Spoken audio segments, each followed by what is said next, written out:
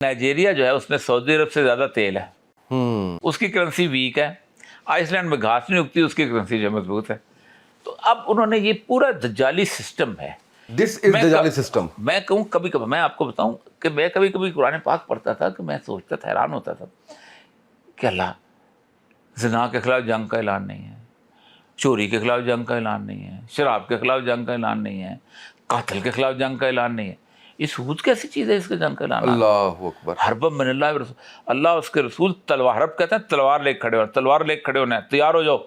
اگر تم نے اس کا اندازہ ہوا کہ اس پورے سسٹم نے آگے جا کے آکٹوپس کی طرح پوری دنیا کو گھیرنا تھا. بالکل صحیح ہے. یہ اس دجال کا وہ بنیادی ہتھیار تھا. یعنی آپ خود سوچیں کہ جو حدیث ہے, جو سب سے اہم حدیث ہے اس کی ترک و برق کے حساب سے, یعنی اینڈ ٹائم کی حدیث ہے, وہ ہے رسول اکرم صلی اللہ علیہ وسلم کی یاجوج اور باجوج کے بارے میں حدیث. آپ ایک دفعہ آرام سوئے ہوئے تھے, کہتے ہیں, مجھے یاد آ جاتا ہے, تو آپ کے ماتھے پہ پسینہ تھا, تو آپ نے اٹھ کے کہا ویل للعرب, عرب کی تباہی, عرب تباہ ہو گئے. دوبارہ کہا ویل للعرب, عرب تباہ ہو گئے. پھر کہا ویل للعرب. تو آپ کی زوجہ سیدہ زینب بنت جحش سلام اللہ علیہا وہ موجود ہے. فرمایا یا رسول اللہ کیا ہو گیا؟ آپ نے کہا من شر قد اقترب, وہ فتنہ بہت نزدیک آ گیا. پوچھا کیا ہوا؟ کہا یاجوج ماجوج نے اس دیوار میں سوراخ کر لیا. اگلا تھا کہ یاجوج ماجوج کون ہے؟ فرمایا یہ بنی نوع انسان میں سے ایک ایسی قوم پیدا کی گئی ہے کہ قیامت دن دوزخ میں آپ ایک ہوگے اور وہ 9999 ہوں گے. یعنی اتنے زیادہ ان کی شرح دوزخ میں جانے والی ہوگی, آپ ایک ہوگے. اور پھر سوال کیا کہ یا رسول اللہ یہ کیا کریں گے؟ فرمایا یہ معاش میں فساد پیدا کریں گے, disturbance in the economic system of the world, اڑا کے رکھ دیں گے. آپ خود سوچیں نا کہ ہماری زندگی کی پلاننگ جو ہے وہ یہ ہے کہ جو کچھ ہم نے کمایا اس کے مطابق نہیں کھانا. سب سے پہلے ہم کرتے ہیں, پاکستان میں 80% قرضہ جو ہے وہ بینکوں کا ہے. سب سے پہلے ہم کرتے ہیں یہ ہے کہ ہم کاغذ کے جو جعلی نوٹ ہیں اس کے مطابق پلاننگ کرتے ہیں. یار میاں منشا سے کو اتنے پیسے دے دے, یار اس کو کیا نام ہے وہ دوسرا والا جو ہے ابراہیم کے پوت اس کا والا, اس کو دے دو, پیسے دے دے. وہ سارے مل ملا کے آپ کو پیسے دیں. اچھا چلو ایک جہاز خرید لو 11 ارب کا. ایک وہ مطلب اگر آپ کو کمائی کمپنی کا اندازہ ہو تو آپ 11 ارب کا جہاز نہیں خریدیں گے.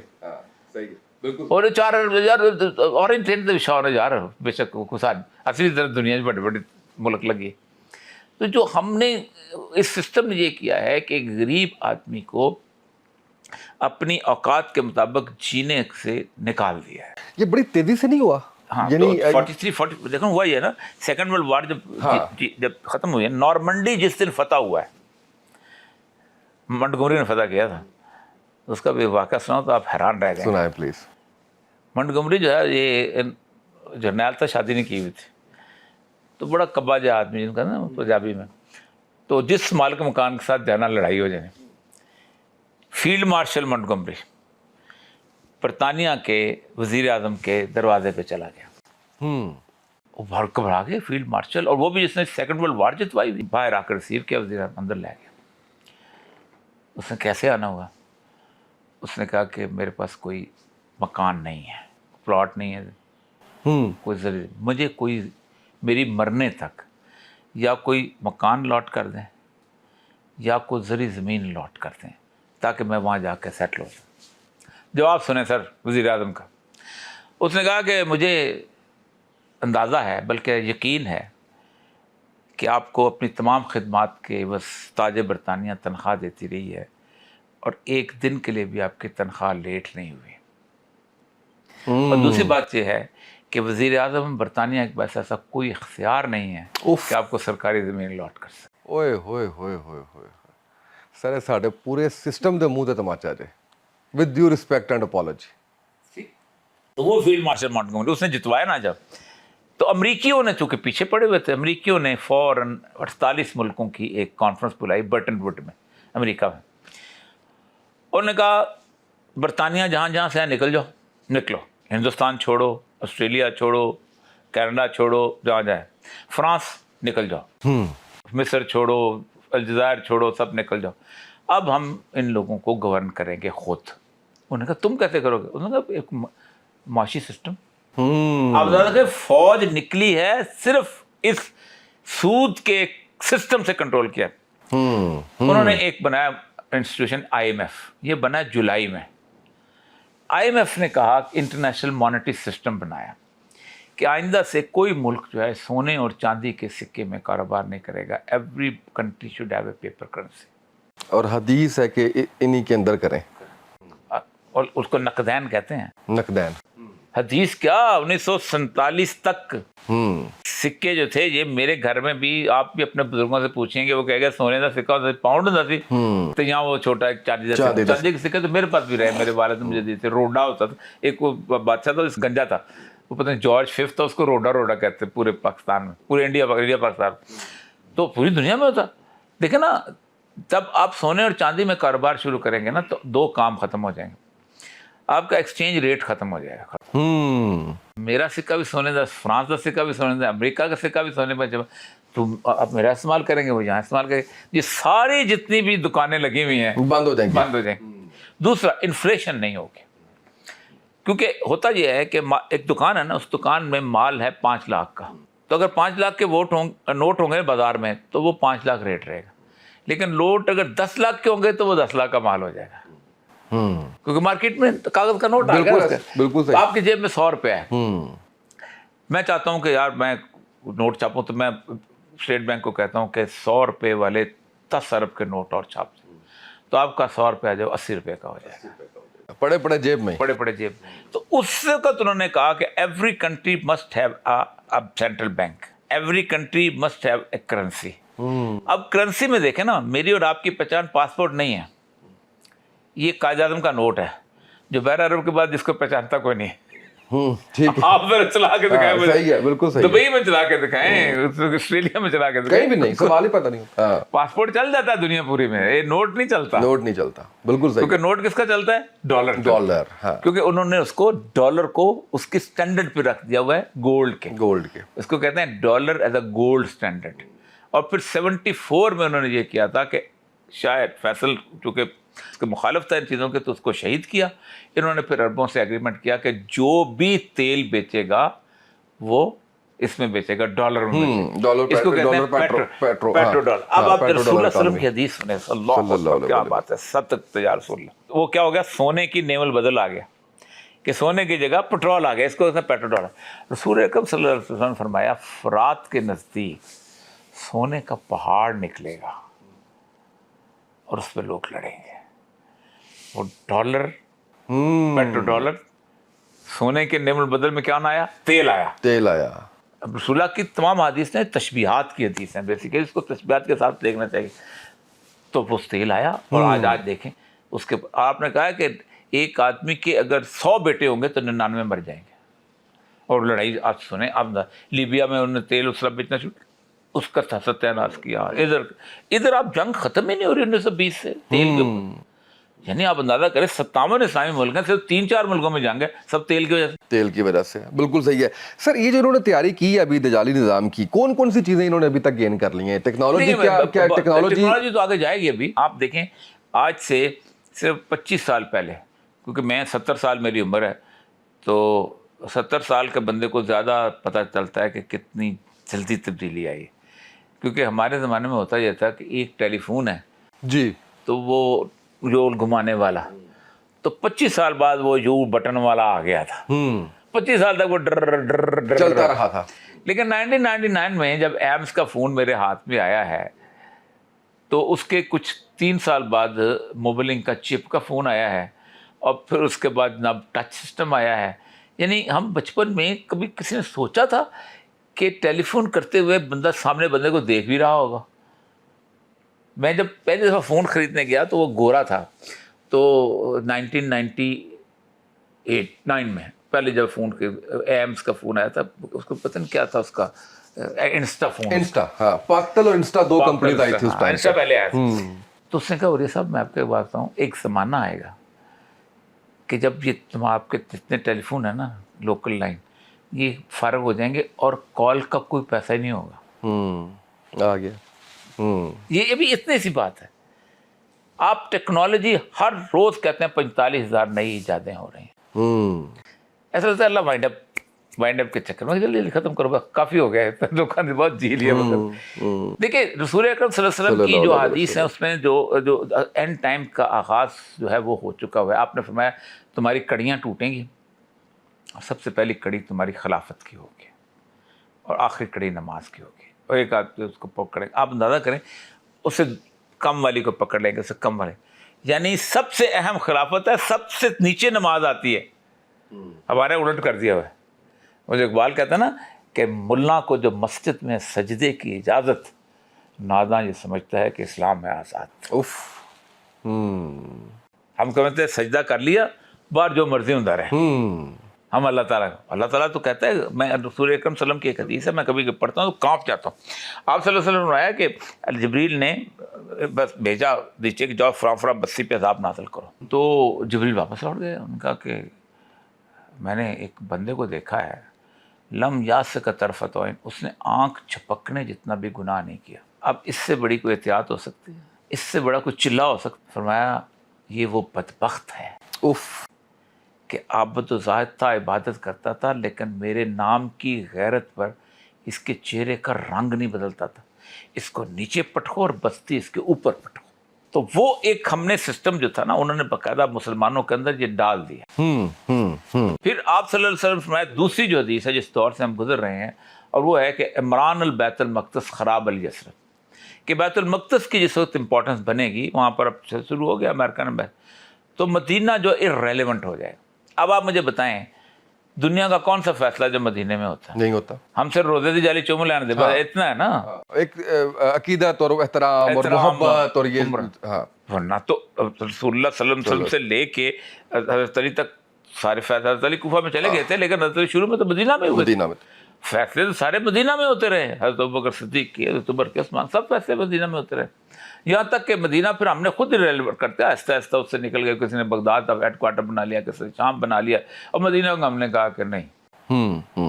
वो जो सूरह तौबा के अंदर आता है कि तुमने क्या समझा है कि तुम हाजियों को पानी पिलाना और उनकी सकाया और खिदमत करना, तुमने इसको दीन समझ लिया? अल्लाह तंस के साथ कहता है खादिमुल हरमैन शरीफैन और ये और वो। आपको पता है रसूलुल्लाह सल्लल्लाहु अलैहि वसल्लम की हदीस क्या है कि जो बंदा हज करने है उससे किराया नहीं लिया जा सकता। ज़यूफ़ुर रहमान है, और रहमान के कितना बड़ा कारोबार है वहाँ। सारा 40 पे रहा, एक तेल और एक ये दो ही तो जो है वो चीजें हैं। नहीं, वो और कम किराया, रहने का किराया, वो आए कारोबार करे, पैसा लेकर खरीदो फरोख्त करे, वो तो करते थे मेरे, उनसे किराया नहीं लिया जा सकता। उन्होंने वक्फ बनाए हुए हैं, उस वक्फ के अंदर बिल्डिंगें बनी हुई हैं, उसको देखा वक्फ फलां फलां फलां फलां, कि ये वक्फ है मकासद के लिए, और इस वक्फ के ये उम्माल हैं, ये उसको निगरानी करते हैं, इनका इतना पैसा इतना। यानी वो उन्होंने कोई ना कोई शिक निकाला, हम मुसलमान निकाल लेते हैं। बड़ा अच्छा कि फकीह कलंदर जुज़ दो हरफे दो इला, दो हरफे ला इला कुछ भी नहीं रखता। कलंदर जुज़ दो हरफे ला इला कुछ भी नहीं रखता। फकीह शहर कारू है लोगत था एजाजी का, खुद बदलते नहीं, कुरान को बदल देते हैं। कमाल। सर ये बताइएगा कि इज इट पॉसिबल, जैसे तमीमदारी रज़ियल्लाहु अन्हु उनकी मुलाकात हुई दजाल के साथ, हदीस तो है। नहीं, मैं थोड़ा सा इस पे सवाल आगे जो है वो करता हूँ कि अगर आप कह लीजिए कि इज इट पॉसिबल कि आज भी दजाल के पैरोकारों की उससे मुलाकात हो रही हो? आज भी कुछ लोग तो ये दावा भी करते हैं। कल्ट तो हैं, देखें कल्ट दुनिया, आप जब कल्ट्स की स्टडी करें ना तो बड़े बड़े कल्ट हैं, खुसूसन फ्री मैसनरीज का जो बहुत बड़ा एक तवील से, आप खुद सोचें कि इतने कंट्रोल में रखते हैं कि ओनली प्रेसिडेंट जो कि फ्री मैसनरी नहीं था अमेरिकन, वो था जॉन एफ कैनेडी। उसको कत्ल किया, उसके ख़ानदान को कत्ल किया, उसको छोटा सा बच्चा था उसको भी कत्ल कर दिया कि तुम कौन होते हो। और उसके साथ साथ ये इनका असल में ना जूस का जो एक कबाला का जो सिस्टम है, और वो जो ख़ास तौर पे सामरी के उसको मानते हैं, गाय के बच्चे को कहते हैं, वो करामत थी, सामने आ गई। हज़रत मूसा ने उसको कुछ नहीं कहा था, क्योंकि हज़रत हारून ने कहा कि उम्मत में ख़राबी पैदा हो जाएगी अगर मैं इनको रोकता। हज़रत मूसा ने जब आके दाढ़ी पकड़ी ना, कहा कि तुमने रोका नहीं, भाई उम्मत लड़ पड़ते आपस में। तो उनके फॉलोअर भी कबाला की सूरत में, उनकी बहुत बड़ी मूवमेंट है, उसमें वो चले आ रहे हैं। और फिर उसके बाद तो सेक्सुअल कल्ट्स बहुत बड़ी बड़ी हुई। तो बुनियादी तौर पर शैतान के अख़वान और शयातीन, अल्लाह कहता है शैतान के साथी वो मौजूद तो है। अकेले शैतान की तो बात ही नहीं की, دیکھیں نا جہاں اللہ تبارک تعالیٰ طاغوت کی بات کرتا ہے کہ فمن یکفر بالطاغوت ویؤمن باللہ، کہ وہ کہتا ہے وہاں آپ اکیلے کہ جس نے طاغوت کا انکار کیا، اللہ کہتا ہے کہ میں اس بندے کو روشنی کی طرف لے کے جاؤں گا، ومن یکفر بالطاغوت ویؤمن باللہ فقد استمسک بالعروۃ الوثقی لا انفصام لها واللہ سمیع علیم، کہ وہ پھر ایک بڑی مضبوط رسی کو پکڑ لیتا ہے جو طاغوت کا انکار۔ اللہ ولی الذین آمنوا یخرجهم من الظلمات الی النور، اللہ جو ہے پھر ان کا وہ بن جاتا ہے، ٹھیک، اور وہ ان کو اندھیرے سے روشنی میں لے آتا ہے۔ والذین کفروا اولیاءہم الطاغوت، اور دوسرے اولیاء ادھر بھی اولیاء کا نام ہے، طاغوت کے اولیاء ہو جاتے ہیں۔ اب طاغوت بنیادی طور پہ قرآنی اصطلاح ہے 3 سطحوں۔ ایک ہوتے ہیں آپ جو کفار ہوتے ہیں، انکار کرتے ہیں، اللہ کو اس سے کوئی دلچسپی نہیں ہے، اللہ کے ہاں ECL نہیں ہے کہ میں کہوں گا میں نہیں جانے دوں گا، میں آخرت میں نہیں جانے دوں گا، وہ جدھر مور سٹیمپ پاڑا ہے نا دے لاڑا ہے، انہوں نے کہا چل پتر، تو اللہ کہتا ہے قیامت میں دیکھ لوں گا۔ اس لیے اللہ تبارک تعالیٰ نے انکار کرنے والوں کو کبھی کچھ نہیں کہا۔ وہ مطلب آپ دیکھیں ناروے بن جاؤ، سویڈن بن جاؤ، ڈنمارک کو، دو دنیا، اس لیے اللہ کہتا ہے کہ لا یغرنک تقلب الذین کفروا فی البلاد، تم کافروں کا تمہیں شہروں میں خوشحالی سے چلنا پھرنا دھوکے میں نہ ڈال دے، متاع الغرور، یہ دھوکے، یہ تو دنیا کی بات ہے، تم کیا بات۔ دوسرے ہیں فاسق، جو اللہ کو مانتے ہیں لیکن اللہ کی نہیں مانتے، یہ بڑی اللہ کو غصہ آتا ہے ان کو۔ ان کے بارے میں اللہ کہتا ہے فتؤمنون ببعض الکتاب، ہمارا حال دیکھیں اس سے پتہ چلتا ہے، فتؤمنون ببعض الکتاب وتکفرون ببعض وجزاؤہم من یفعل ذلک منکم الا خزی فی الحیاۃ الدنیا۔ تم کتاب کے ایک حصے کو مانتے ہو، ایک کو نہیں مانتے ہو، نماز مانتے ہو، سود نہیں مانتے ہو، سود کہتے ہو تو کچھ کرنا ہے، روزہ مانتے ہو، زنا کے بارے میں کہتے ہو کہ نہیں یہ بہت سخت ہے جی، حد جاری کرو، چوری کے بارے میں کہتے ہیں پرانی مجرمانہ سنائیں، پورا ملک ٹنڈا ہو جائے، میں 2 ٹنڈے کرو، ایک میں سمجھتا ہوں اگلا ختم ہو جائے گا، مجال ہے۔ تو اللہ کہتا ہے اس کی جزا کیا ہے، الا خزی فی الحیاۃ الدنیا، میں ان کو دنیا میں ذلیل اور رسوا کر دوں گا۔ جاؤ تمہارے پاس تیل کی دولت ذلیل، جاؤ تمہارے پاس ایٹم بم ذلیل، جاؤ تمہارے پاس یہ ٹن کی دولت ذلیل، اللہ خزی فی الحیاۃ الدنیا۔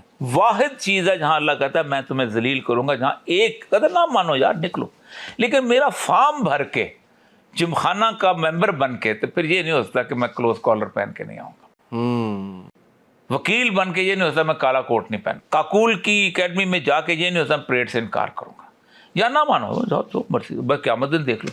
تیسرا وہ کہتا ہے طاغوت، تیسری طاغوت وہ ہے جو خود بھی اللہ کو نہیں مانتا اور دوسروں کو بھی اللہ پہ احکامات پہ عمل نہیں کرنے دیتا، وہ ہے امریکہ اس وقت، وومن ایمانسپیشن، جینڈر وہ مانو، برٹن ووڈ پوری دنیا پہ سود کا نظام نافذ کیا، نکل کے دکھاؤ اس کے اندر، قذافی کا اشر کیا، صدام کا اشر کیا، جس کا چاہے جو اس سے سمجھنے۔ تو اللہ کہتا ہے طاغوت کا انکار جو ہے سب سے important thing, that is the most and fundamental thing, اور اس طاغوت کے انکار کا ہم میں حوصلہ ہی نہیں ہے، ہم ڈرتے کیا اس کے ساتھی ہیں وہ، اور اللہ کہتا ہے اولیاءہم الطاغوت، تم معلوم، وہ کہتا ہے یخرجون من النور الی الظلمات، وہ تمہیں روشنی سے اندھیرے کی طرف لے کے جا رہے ہیں، اور ہم جا رہے ہیں۔